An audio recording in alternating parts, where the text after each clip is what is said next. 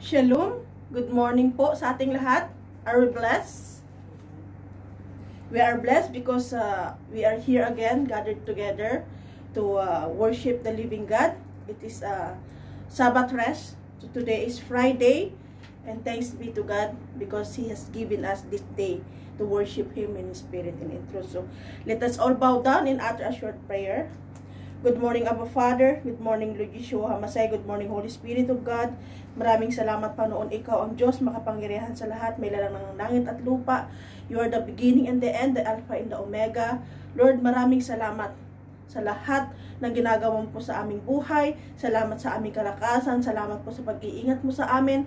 Salamat sa banal mong dugo na siyang patuloy na lumilinis sa amin magmula ulo hanggang talampakan. Panginoon, sa umagang ito, ikaw po ang manguna sa akin. Wala akong kakayahan, wala akong kapangyarihan na ihayag ang iyong mga salita, bagkus gamitin mo lamang ako at itago mo ako sa likuran ng krus mo para ang mga salita mo, Panginoon, ay mahayag ng naaayon lamang sa iyong kagustuhan. Panginoon, mangusap ka din po sa lahat mga kapatiran na nakikinig right now. Ikaw po ang Diyos na buhay na makapangyarihan sa lahat. You alone are God, our Savior and Master, Lugad. So Lord, ikaw po, Lugad, nakikita mo ang mga puso nila, buksan mo ang mga spiritual blindness nila, Lugad, buksan mo po, Panginoon, ang mga saradong puso at ang mga salita mo, Lugad, ang siyang tatarak sa kanilang mga puso at isipan na siyang magiging gabay namin, Panginoon, para kami ay makalakad ng naaayon lamang sa iyong kagustuhan. Holy Spirit of God, be our teacher today in this place, Lugad. Gabayan mo kami, Panginoon, at magpadala ka, Panginoon, ng pinakamabagsik na anghel mo to surround us, to protect us, and to deliver us from the work of the evil one. I rebuke any form of distraction right now na walang sino mangingialam sa aming pagbulay-boy ng iyong mga salita. As you have said in your word, God, that when 2 or 3 gathered together in your name, there you are in the midst of us. So Lord, we acknowledge that your presence is here as I declare that it is holy ground. Maraming salamat po, Panginoon. Salamat din po sa lahat buhay na mga nakikinig right now. Ikaw po, Lord God, ang maitataas sa gawain ito. In Jesus' mighty name I pray. Amen. So, ang topic po natin sa week na ito is the only begotten God who is in the bosom of the Father. So, lahat po ng topic, mga kapatid, na maririnig natin ngayon is halos para-pareho ang tema kasi ito po yung topic sa linggong ito. But magkakaiba po siya ng content kasi iba-iba naman po ang revelasyon ng Panginoon sa mga gumawa. So, let us read in our scripture reading for today. And the book of John, chapter 1, verse 18. No one has ever seen God, and at any time, the only begotten God who is in the bosom of the Father, He has explained Him. Amen? So, walang sino man ang nakakita sa Panginoon, pero ang Panginoong Ama lang na siyang nandun sa bosom of the Father, ang Panginoong Diyos Anak lang. So, sa ating mga kapatid, habang tayo ay magbulay-bulay sa kanyang mga salita, mauunawaan po natin kung ano ang ibig sabihin ng ang verse na to. So, pangalawang verse po natin in 1 Thessalonians chapter 1, verse 10, and to wait for His Son from heaven, whom He has raised from the dead, that is Jesus, who rescues us from the wrath to come.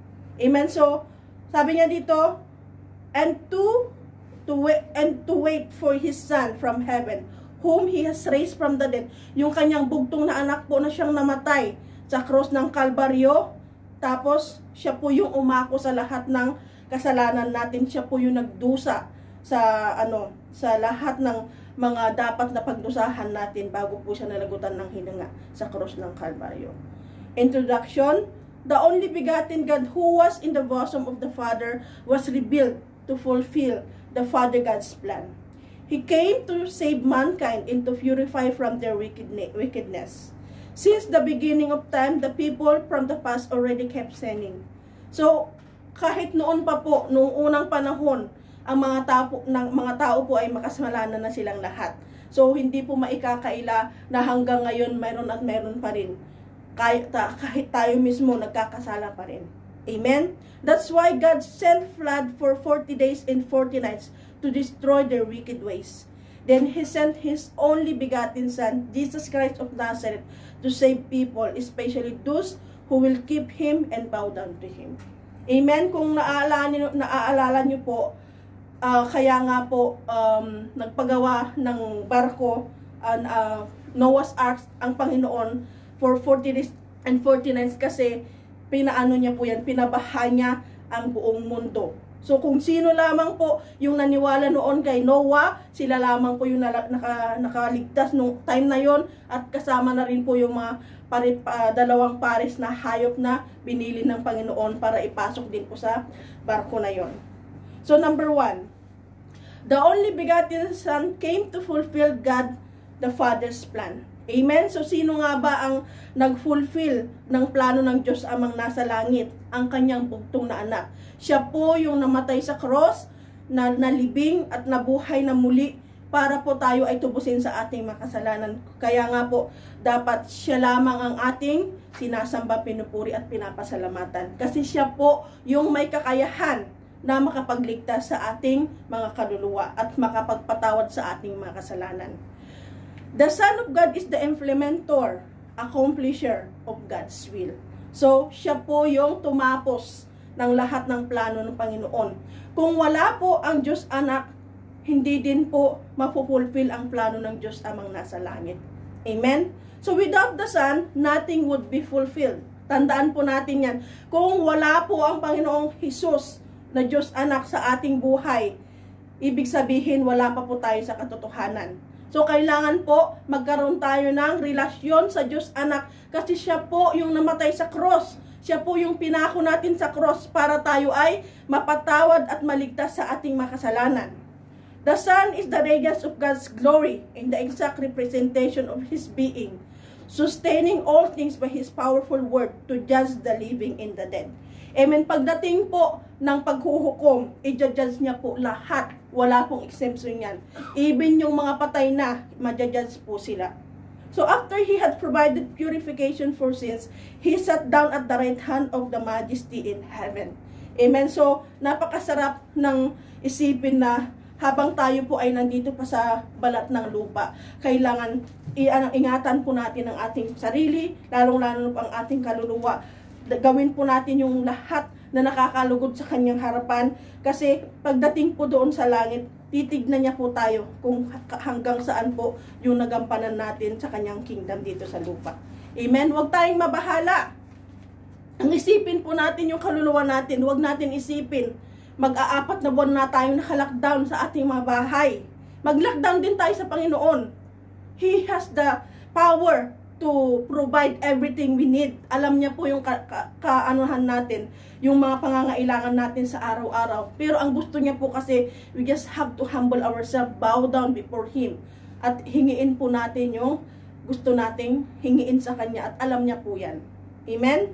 So basahin po natin sa ating verse na sinabi ko sa kanina in John 1:18, Holy Spirit bless you, whole Lord. Wala pang nakakakita sa Diyos Ama kahit kailan. Ngunit ipinakilala siya sa atin ng Diyos Anak, ang kaisa-isang anak na nasa piling ng Ama. Amen? So kung kilala nyo po ang Diyos Anak, kilala nyo na rin po ang Diyos Ama. Kasi ang ating Panginoon po, iisa lamang pero meron siyang tatlong persona. So God the Father, God the Son, and the Holy Spirit. Amen? So pag wala po yung isa dito, hindi po magpapafunction ang isa. Kailangan po tatlo sila all together na mag-aano. Pero iba-iba po yung kanilang function sa ating buhay. Iba-iba po yung mga power nila. Amen. Parang sa katawan po natin, isipin po natin, paano kaya tayo makakalakad kung puro mata ang meron tayo sa buong katawan natin? Paano naman kaya tayo makakakilos kung wala naman tayong kamay at puro balikat lang? Puro lang mga paa. So, may kanya-kanya pong tayong function sa ating sa ating katawan. So, ganoon din po ang Panginoon, the triunity of God. So, tatlo po sila sa mayroon siyang tatlong persona pero tatlo pong katangian. Amen. Tatlong may kanya-kanya silang gawain. Amen. So, ganun po ang Panginoon, napakabuti niya sa ating buhay. Nakikita niya po kung ano yung mga nangyayari sa atin, walang lingid sa Kanya. So number 2, a child was born. Prophet Isaiah prophesied the coming of Jesus, the Son of God. So noon pa man po, kasi hindi pa naipapanganak ang Diyos Anak, pinoprophesy na po siya ni Prophet Isaiah na yun nga magkakaroon nga ng ng anak sa pamamagitan ni Virgin Mary. Amen. So si Virgin Mary ginamit lamang din po siya ng banal na espiritu, pero hindi po siya dapat sambahin. Ginamit lamang siya as instrument para magkatawang tao ang Panginoong Diyos anak na nasa langit. Amen. So na-conceive siya by Mary, the Virgin Mary, kasi siya yung pinili ng Panginoon. So the coming of Jesus, the Son of Man, has been revealed to bring glory to God the Father. Amen. So ang Panginoong Diyos anak, siya po yung nag-reveal para sa ikaguglorify ng God the Father. Kasi siya po yung namatay sa cross. Siya po yung napako sa cross para ang ating mga kasalanan ay mahugasan sa pamamagitan ng kanyang dugo na siyang nabuhos sa cross ng Kalbaryo. And to roll over all creation by the help of the Holy Spirit of God.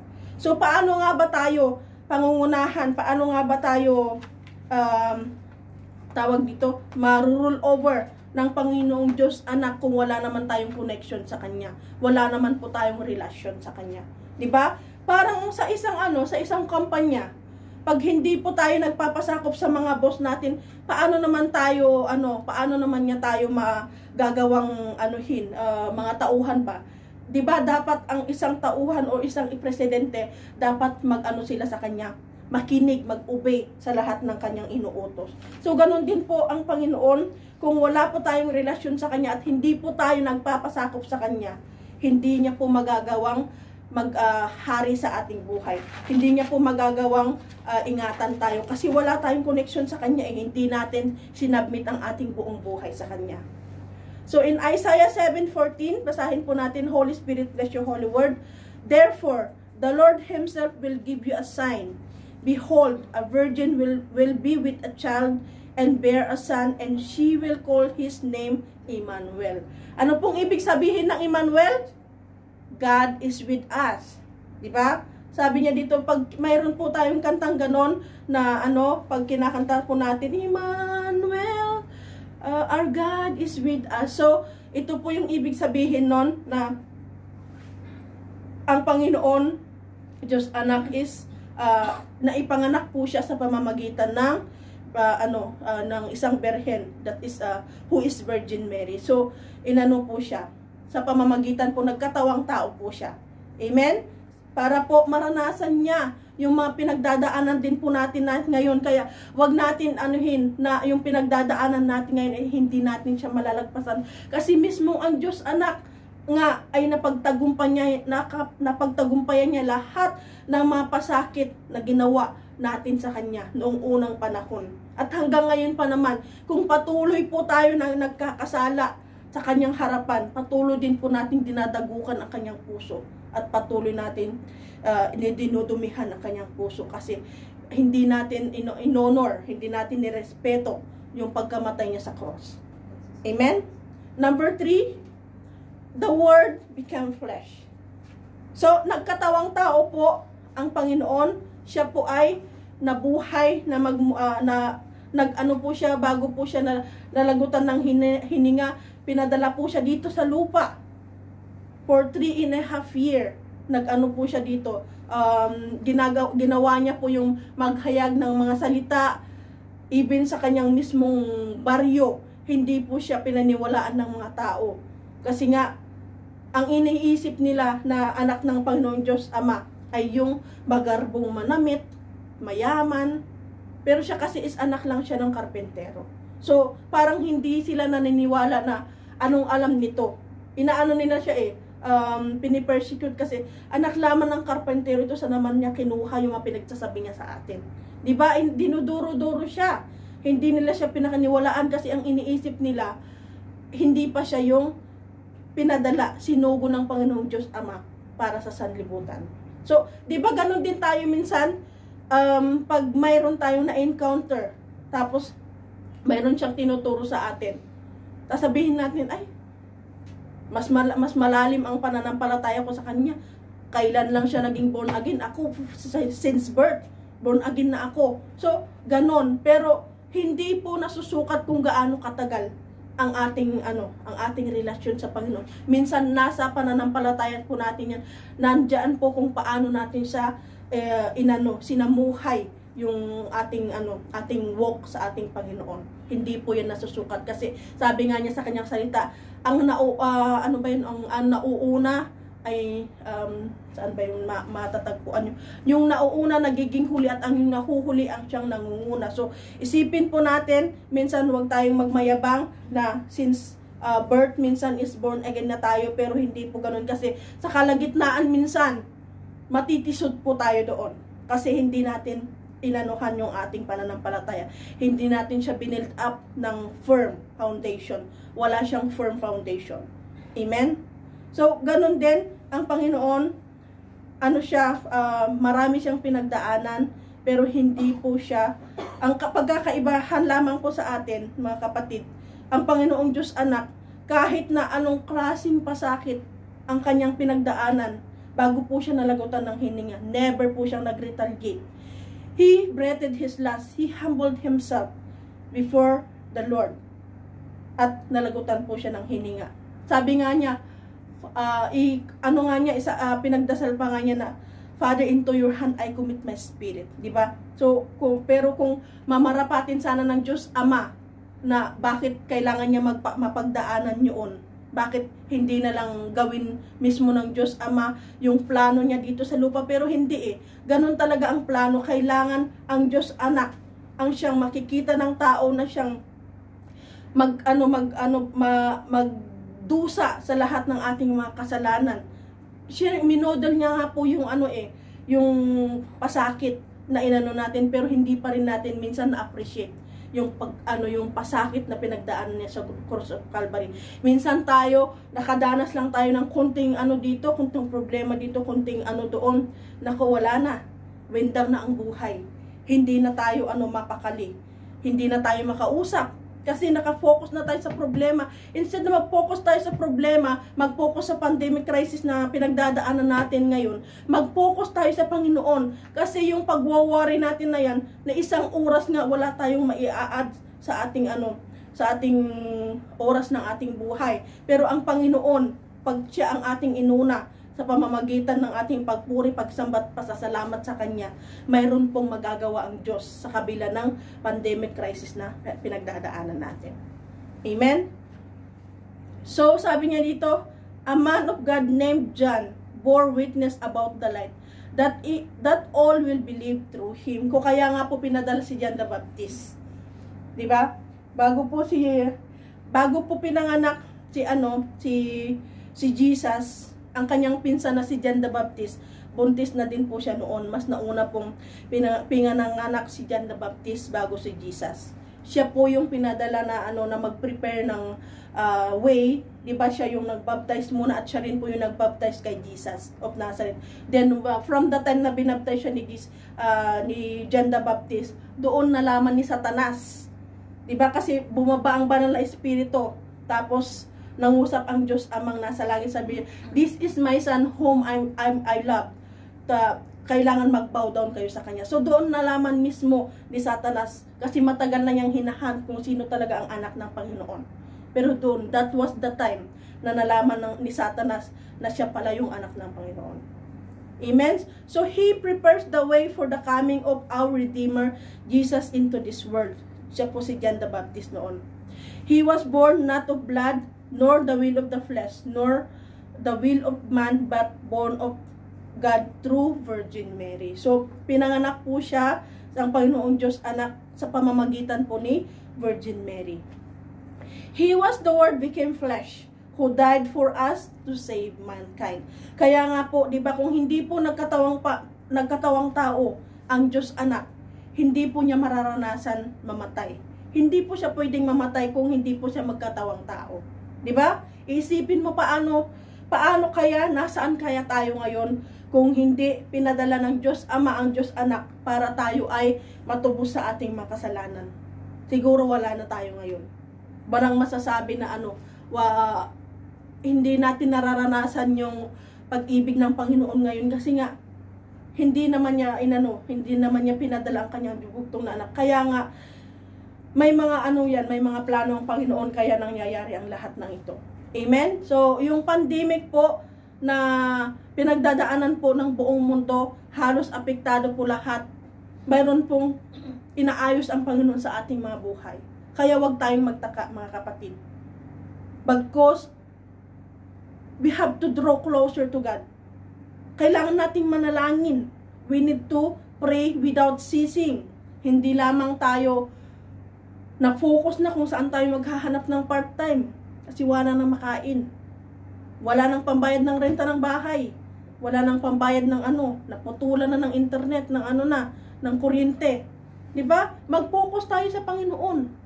Hindi niya tayo pababayaang magutom. Hindi na niya tayo pababayaan na mag-suffer kung tayo ay laging nagpapagabay sa Panginoon. Amen? So, one of my testimony sa ganyan, ako naman is hindi naman naghanap ng part-time, pero praise be to God kasi may nirefer ako ng kasama ko dito sa bahay. So, yun nga, salamat sa Diyos. At kahit papaano, masustain din po yung pangangailangan sa mga susunod pa na buwan. So, glory to God kasi minsan 'di ba hindi mo siya hinahanap pero binibigay niya sa iyo dahil alam niya mismo deep down in your heart, alam niya kung ano yung pangangailangan mo. Amen. Napakabuti ng Panginoon. So sabi niya dito sa John 1:1, basahin po natin. And Holy Spirit bless you, Holy Word. In the beginning was the Word, and the Word was with God, and the Word was God. So maliwanag po, 'di ba? Sabi niya, in the beginning was the Word, and the Word was with God, and the Word was God. So, maliwanag po na pag magbasa po tayo ng Biblia, kausap po natin ang Panginoon mismo.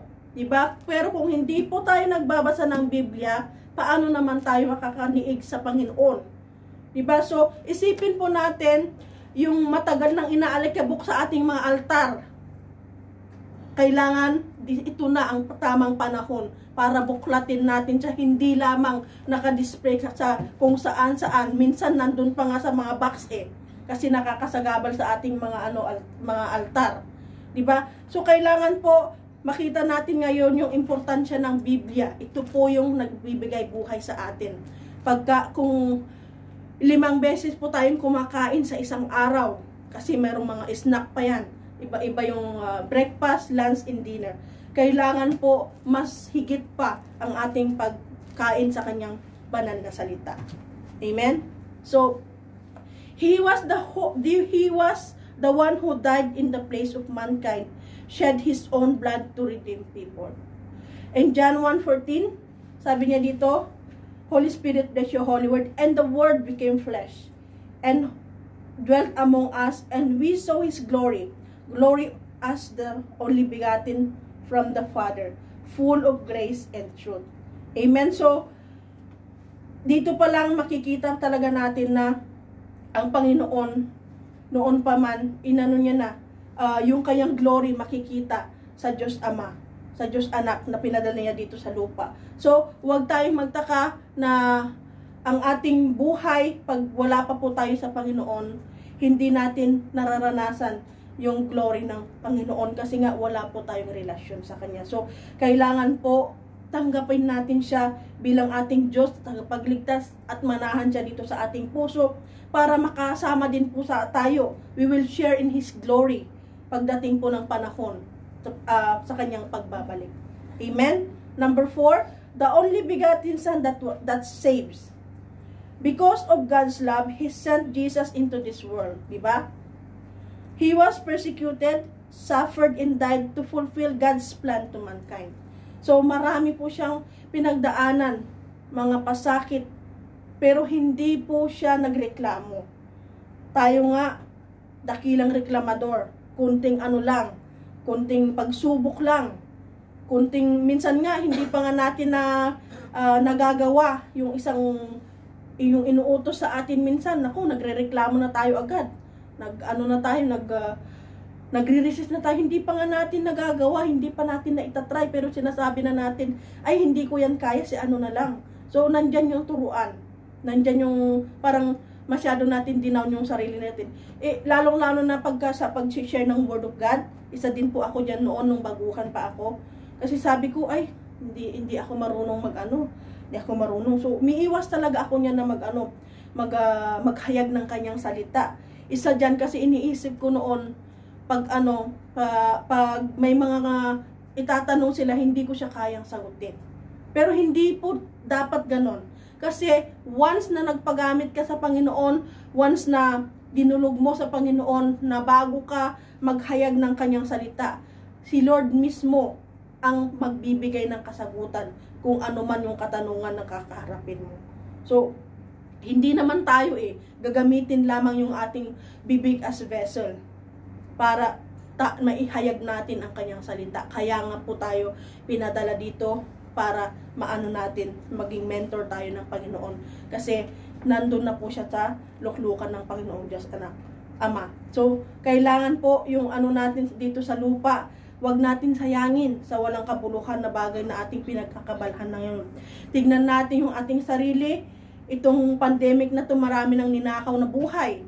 So, what if, at wag naman sanang loobin ng Panginoon, hindi pa natin nakikilala ang Panginoon at natamaan tayo ng spirit of death na dala ng coronavirus.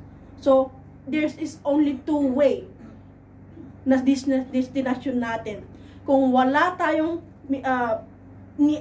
katiting man lang na relasyon sa Panginoon, hindi man lang natin, bago tayo nalagutan ng hininga, hindi man lang tayo nakahingi ng tawad, diretso tayo sa lake of fire. Pero bago po tayo nalagutan ng hininga, naalala natin na ikumit ang ating espiritu at sinurrender ang ating buhay, humingi ng kapatawaran. For sure, doon pa rin po tayo sa langit na kaharian.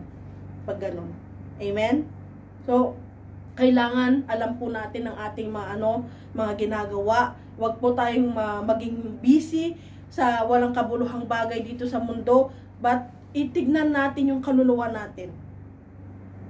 Kasi nalalapit na ang pagdating ng Panginoon. Kaya nga, marami ng mga dilobyo, marami ng mga dumating na mga sakuna sa ibang bansa, may mga tornado na, may mga earthquake, may mga baha, kung ano-ano na ang mga nararanasan. At ngayon, buong mundo, yung coronavirus na yan, kung man-made ma yan o talagang pinadala ng Panginoon. So, tanging tayo lamang ang makakapagligtas din sa ating kaluluwa kung idulog natin sa Panginoon ang ating buong buhay. Walang magagawa yung kapitbahay mo. Kung minsan tinitignan natin yung pastor, ang pastor, walang perpektong pastor, walang perpektong alagad ng Panginoon. Kung siya ang tinitignan mo, kung may mga ugali siya na hindi mo gusto, or may mga ginagawa siya na hindi mo gusto, hindi ka na magsisimba. Hindi po ang pastor ang magliligtas tayo, pero ang Panginoon po mismo. So minsan kung nadi-discourage po tayo sa mga kasamahan natin sa mga simbahan, mga kasamahan natin sa mga kongregasyon, wag po tayong panghinaan ng loob, wag po tayong mag-stop doon. Kasi we are not worshiping man, but we are worshiping God. 'Di ba? So i-focus natin ang ating mga mata, parang makabayo lang, di ba? Diretso lang. Huwag kang tumingin sa kanan sa kaliwa. Diretso lang ang ating titignan. Huwag natin tignan kung sino-sino sa ating kinalalagyan na siyang magkakaroon sa atin ng disappointment or discouragement. Pero tignan natin gaano kabuti ang Panginoon sa ating buhay. Amen?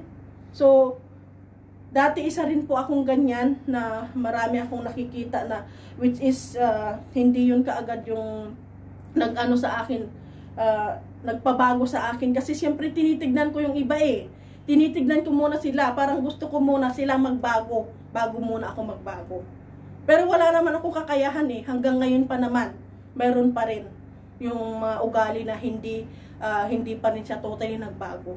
Kasi gusto natin minsan magbago yung mga ina-idolize natin, pero dapat two-way yan hindi lang sila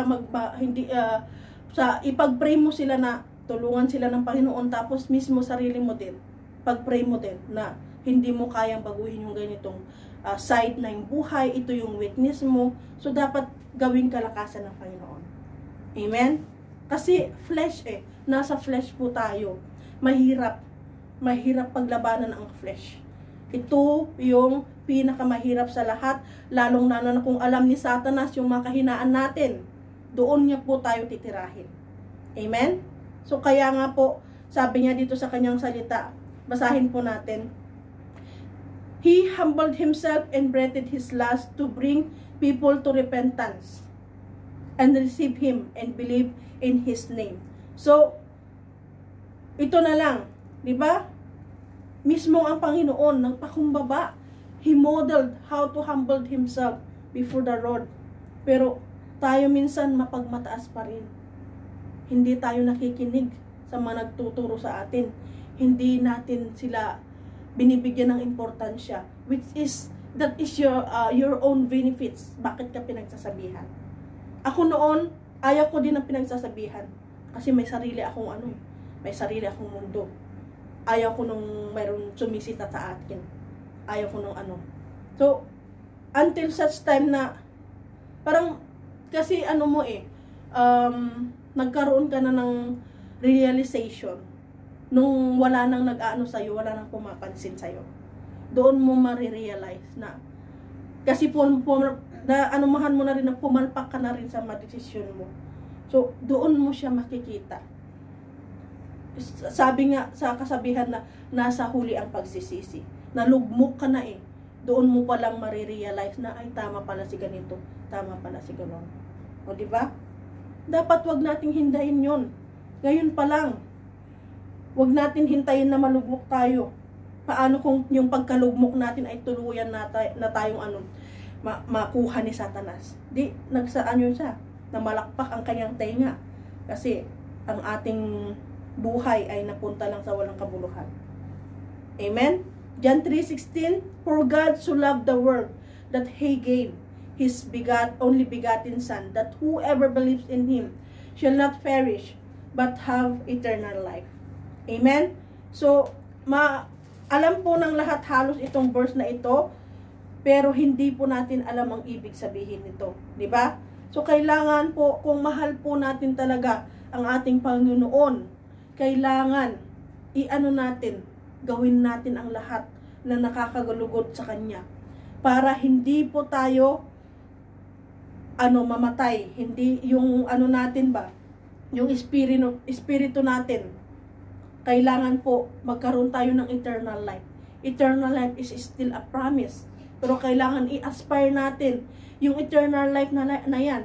Kasi dalawa po yan, eternal damnation or eternal life ang gusto natin. Saan po tayo dyan? Anong pipiliin natin? Diba? Kung gusto natin ng eternal damnation, yun. Walang katapusan na init sa lugar sa pinakamalalim, pinakamainit, pinakamabahong lugar sa impyerno. Yun ang madadanas natin. Pag eternal life naman, doon wala na tayong mararanasan na sakit. Wala nang lungkot, puro na kasayahan, puro na worshiping the living God ang gagawin natin pagdating ng panahon.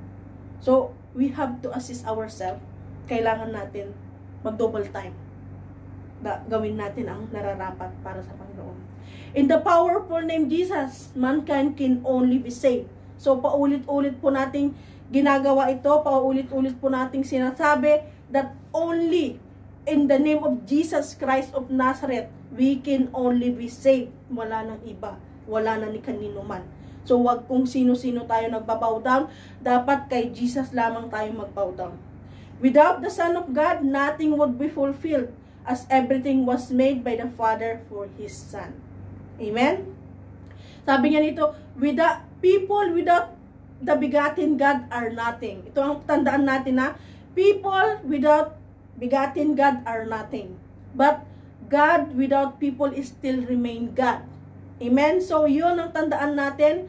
Walang mangyayari sa Panginoon kung ang mga tao ay ayaw sa Kanya. Ayaw kumilala sa Kanya. Ayaw makinig sa Kanya. He will still remain God. Pero ang tao, kung wala ang Diyos sa kanyang buhay, we are nothing. We cannot do anything. Wala tayong patutunguhan. Wala tayong silbi sa buhay kung wala ang Diyos sa ating buhay. Yun ang tandaan po natin. Amen? At ngayon pa lang, pag-isipan po natin yan. Kasi nalalapit na ang kanyang pagbabalik. So, kailangan i-aspire natin na yung kaluluwa natin ay makakasama sa langit na bayan pagdating ng panahon. Maraming gustong pumunta sa langit pero wala naman sila mismong relasyon sa Panginoon. Paano naman yun mangyayari? Hindi yan siya automatic. Kailangan po by process yan. Parang pag ikaw ay nagbuntis, di ba? 9 na buwan yan na aanuhin mo sa tiyan ng isang ina. Hindi siya agad mabubuo. Hindi siya agad makakalakad pag lumabas na siya. So, ganun din ang ating pananampalataya. Hindi porket tinanggap na natin siya, nag-end up na doon at pupunta ka na sa langit pagdating ng panahon. Hindi. Kailangan natin gawin yung kalugod-lugod sa Kanya. Kailangan natin mag-pray, magbasa ng Biblia. Gawin natin yung tama at kalugod-lugod sa Kanyang harapan. Mag-attend ng Bible study. Makinig ng Kanyang mga salita. Through live streaming. Mga preaching na yan. O, libre na nga lang eh. Nandyan na nga lang tayo minsan sa higaan, makikinig na nga lang maximum 1 hour minsan. Pero hindi pa natin magawa. Pero pag makipag-chat tayo maghapon, abutan pa na magdamag. Diba? So ganun, kailangan anuhin natin yung ating buhay. So, He is everything. Walang sino man o walang nakakahigit sa Kanya. Siya at siya lamang. Basahin natin sa Acts 4:12, basahin ko sa Tagalog. Acts chapter 4 verse 12. Holy Spirit, bless your holy word. Walang sino man sa mundong ito ang makapagliligtas sa atin kundi si Jesus lang. Amen. So hindi po si Mary, hindi po si Buddha, hindi po kung sino-sino dyan. Wala po ni sino man kundi ang Panginoong Jesus lamang ang siyang tanging makakapagligtas sa ating kaluluwa. So, tandaan po natin ito, tanggapin natin siya bilang Diyos at tagapagligtas natin. At siya po yung manahan sa ating puso, mag-roll over sa ating mga buhay. At pagdating po ng panahon, kung tayo talaga ay lumakad ng naaayon sa kanyang kagustuhan, faithfully and obediently, makakasama po tayo sa langit na bayan. Amen? Basahin po na number 5, we are saved because of His great love. No one in this world has been so faithful, compassionate, and merciful. A perfect creation of God who died once for all. So, siya po ay namatay. Isang beses lamang po siya namatay. Pero bakit taon-taon mayroong nagpuportray na nagpapapako sa cross? Hindi po yan siya taon-taon na nagpapako sa cross. Isang beses lamang po siyang namatay at buhay na buhay po siya ngayon. Amen? So, lalo lamang nagkakasala ang tao pag ginagawa nila paulit-ulit yung pagpapako sa cross. Hindi po yun matutubos or mapapatawad ang kanilang makasalanan kung ganun ang gagawin nila paulit-ulit. Mas lalo nilang dinadagdagan ang kanilang makasalanan. Amen? So isipin, magbasa po tayo ng Biblia, mga kapatid, para tayo po ay maliwanagan. Huwag po tayong makikisama sa uso lang. Mayroon din akong nabasa kagabi na nag-post sa Facebook ng verse of the Bible. Pero napakalayo ng ibig sabihin ng sinasabi niya. Tinagnan ko, dinouble check ko sa mismong verse na sinabi, napakalayo ng kanyang sinabi. Ang dami nag-amen, puro pa-like yung iba. Sa attention po mga kapatid, wag lamang po tayo nag-amen basta-basta o kaya nagla-like sa mga post, lalo na po kung word of God. Kailangan magsaliksik po tayo. Kung may mga Biblia po tayo, bago tayo mag-type ng amen, tignan muna natin kung tama ba yung sinasabi doon sa post sa wall natin bago tayo mag-amen. Amen? Minsan nga, kakapos mo pa lang, amen ka agad, binasa kaya nila or pinanood kaya. Diba? Wala pang 3 seconds, naka-amin ka agad. That is wrong. Hindi yan tama din. Minsan wag na lang tayong mag-comment ng amin. Kasi ibig sabihin kasi kung ano yung content, yung nilalaman ng pinos na yon. Kailangan kasi pag mag-agree tayo ng amin, kailangan po magawa natin, magampanan natin. Amen? So, He has done great things to us, that while we were yet sinners, He humbled and died for us. Ito nga po yung napakasarap na pagbulay-bulayan ang kanyang mga salita, kasi sa kanya nagkakaroon tayo ng kapahingahan, nagkakaroon tayo ng kapanatagan ng loob. So isipin mo ha, basahin natin sa Roma chapter 5 verse 8. Anong sabi niya na ito? Holy Spirit, bless you, Holy Word. Pero ipinakita ng Diyos sa atin ang kanyang pag-ibig sa ganitong paraan. Kahit noong tayo'y makasalanan pa, namatay si Kristo para sa atin. Sino kaya ang pwedeng magpakamatay sa atin para lamang sa ikaliligtas ng Poncio Pilato na yan, ng Poncio Pilato na to? Wala ni sino man sa atin ang pwedeng mamatay para lang matubos ang ating mga kasalanan.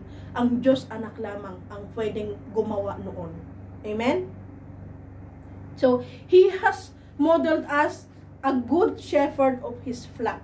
He laid down His life on His people para makita, mapahalagahan ng ng ating mga ng mga tao kung paano yung pagmamahal ng Panginoon. Nandiyan na nga libre nga, di ba? Minsan nga bibigyan pa ng Biblia, hindi pa tatanggapin, libre na nga yun ang binibigay. Or kaya magkano lamang ang Biblia, minsan hindi man lang tayo makabili, pero bibili tayo ng cellphone na worth more than 1,000 pa minsan. Di ba? Tapos ang cellphone laging pinipindot, ang Biblia seasonal lang, pag gusto lang natin. Kailangan all the more magbulay-bulay tayo ng kanyang salita. Amen? So, and John 10 chapter 11, Holy Spirit, bless you, Holy Word. I am the good shepherd. The good shepherd lays down his life for the sheep. Amen? So, tayo po ba ay magandang ehemplo sa ating mga flock? Tayo po ba ay nakikitaan ng magandang good leadership? Tayo po ba ay nagagampanan natin yung inutos ng Panginoon sa atin? Or mayroon ba tayong nagawa man lang, kahit ni isa man lang, sa inuutos ng Panginoon sa atin? Amen? So, kailangan maging modelo din po tayo dito sa lupa, sa mga pamilya natin, sa mga inaakay natin. Hindi man natin ma-perfect, pero at least mayroon tayong ginagawa na ikakaglory ng Panginoong Jesus. Number 6, He destroyed the devil's work. He came as man, suffered and died to destroy the devil's work. Yun dahilan kaya po siya nagkatawang tao. Kasi kung hindi po siya nagkatawang tao, paano naman siya mamamatay? Paano man siya mararamdaman yung kahirapan dito sa lupa kung hindi po siya magkakatawang tao? Only those who have been in Jesus Christ of Nazareth, accepted Him as Lord and Savior, will be freed from their wickedness and protected by the power of His name. So tandaan po natin yun ha. Kung sino lamang yung tumanggap sa Kanya bilang Diyos at tagapagligtas, sila po yung mapapalaya sa lahat ng mga kamunduhan dito. Sila po yung maproprotektahan. Isipin po natin, yung napabalita din po sa Pilipinas dati, yung sa Yolanda yata yung na bagyo. Diba? Yung isang bubong na mayroong relasyon sa Panginoon, he has a deep relationship to God. Isa lamang po yung natira na tumatayo ng mga oras na yun. At lahat wash out yung mga bahay na walang pananampalataya sa Panginoon. So tignan natin ang proteksyon na manggagaling sa Panginoon kung tayo ay nagpapasakop sa Kanya, kung tayo ay mayroong relasyon sa Kanya. Isipin po natin ngayon, mayroon na tayong 1 taon na pinagdadasal pero hanggang ngayon, hindi pa rin niya sinasagot. Bakit? Tanungin natin ating mga sarili.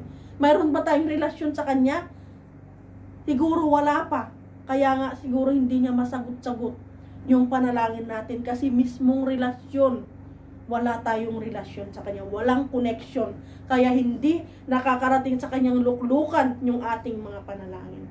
Paano naman niya i-destroy yung mga demonyo na nakikialam sa ating buhay kung mismong siya ay wala siyang karapatan na manahan sa ating buhay, kasi wala naman wala naman siyang entry point sa ating buhay. Hindi natin siya welcome. Hindi natin siya pinapasok. Nandyan na siya kumakatok, pero nagmamatigas tayo. Hindi natin siya tinatanggap.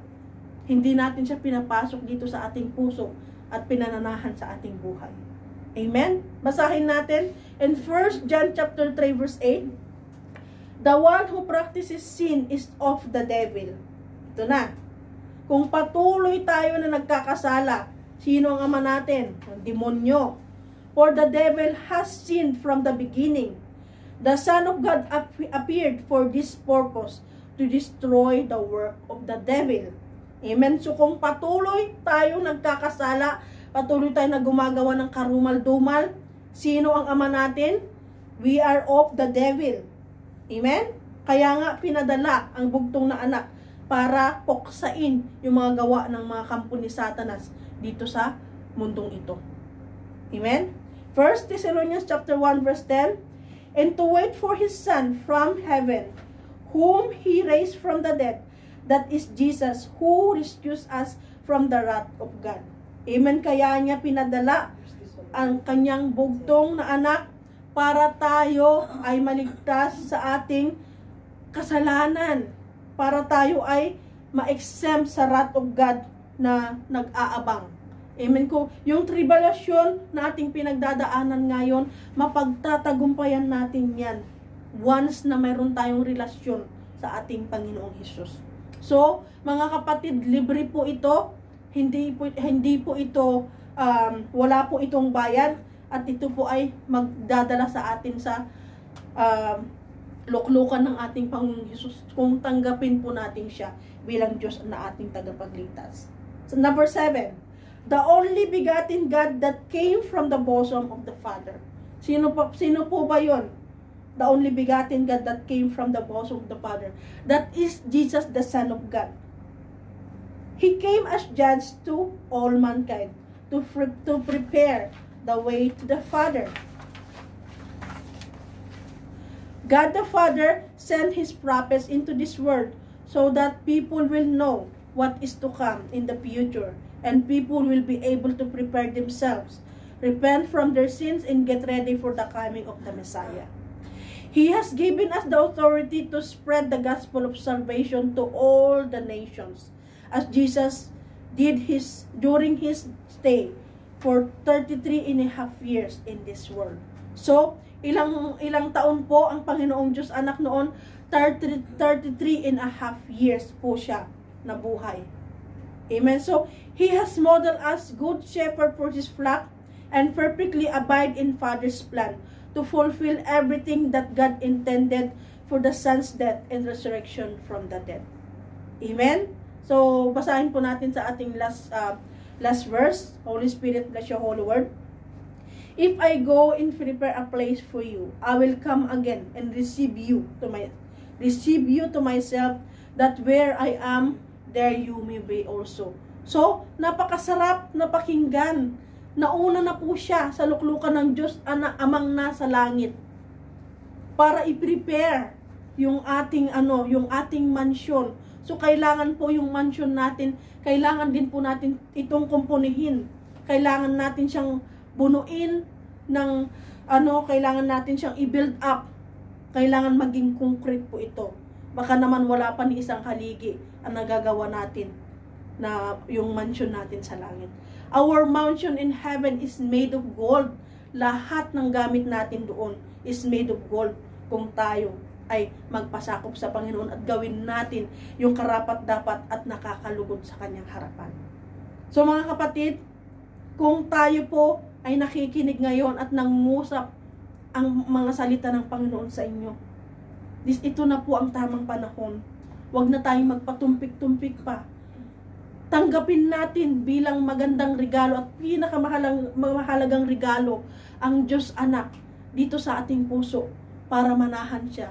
Magkaroon tayo ng kapanatagan sa ating buhay at magkaroon tayo ng salvation na pamamagitan ng pagtanggap natin sa Kanya bilang ating Diyos at tagapagligtas. We have to renounce lahat ng makasalanan natin. Kailangan po natin siyang ihingi ng tawad. Hindi po tayo manghingi ng tawad kay Father.